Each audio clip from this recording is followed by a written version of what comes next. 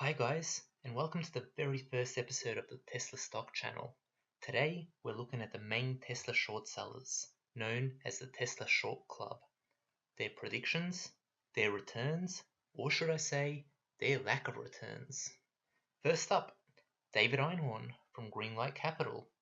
He makes the news for comparing Tesla to Lehman Brothers, but has also made news for blowing 34% in 2018, which dropped him from the billionaire club. Interestingly, when asked what happened, he simply said, "Nothing went right." Looking at the numbers, we can see that Greenlight Capital has underperformed the S&P 500 7 years in a row. So we can see that nothing has been going right for a while with this guy now. To put things into perspective, over the last 7 years, the S&P 500 has averaged an 11.5% return, while David Einhorn and Greenlight Capital has only averaged a -1% return. What I find hilarious, Ross Gerber, a Tesla bull, debated one of the guys from Einhorn's Greenlight Capital back in 2018, and he mentioned that Einhorn investment performance was so terrible that his investment firm set up a fund that did the exact opposite of whatever Einhorn did. And, no surprise, they were up around 25% at the time of the debate. Next up, Jim Chanos from Kinnikos Associates, who stated that Tesla stock is worth zero. Now, when we look at his track record performance over the last 7 years, we can see that he's been getting positive returns, but still, he significantly underperformed the S&P 500. Then, there's Whitney Tilson. He's there proclaiming that this is the beginning of the end for Tesla. Okay, hotshot, let's have a look at your returns. And what a surprise! More significant underperformance. I think I can see a trend here. Well, I wonder how his hedge fund is performing now. Oh wait, it's been shut down due to sustained poor performance.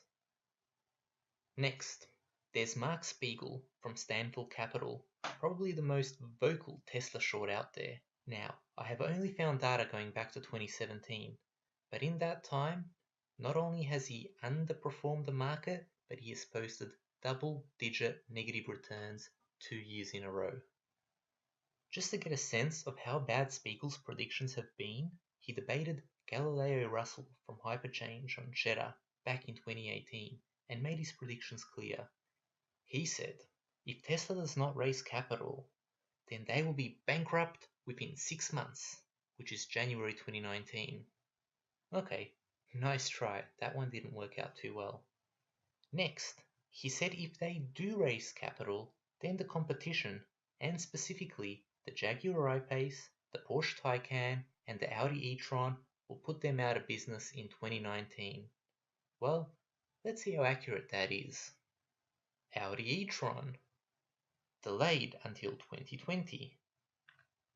Porsche Taycan, delayed until 2020. What about the Jaguar I-Pace? In the US, the 3 Tesla models have outsold the Jaguar I-Pace at a rate of 52 to 1. And what makes it worse is that sales have shrunk the last 2 months in a row. And finally, there's Andrew Left from Citron Research. He used to be a short seller, but then must have stopped listening to Mark Spiegel and looked at the numbers to see, well, in his words, Tesla is destroying the competition. And now my prediction. Short sellers will be moving the goalpost, just like they've been predicting the end of the world for Tesla in 2014, 2015, 2016, 2017, 2018, 2019. The goalpost will be just moved to the year 2020 and the same arguments will be made. And what I suspect, more poor returns and more underperformance by the Tesla short sellers. Well, that's all for this episode, so I'll catch you guys next time. Cheers.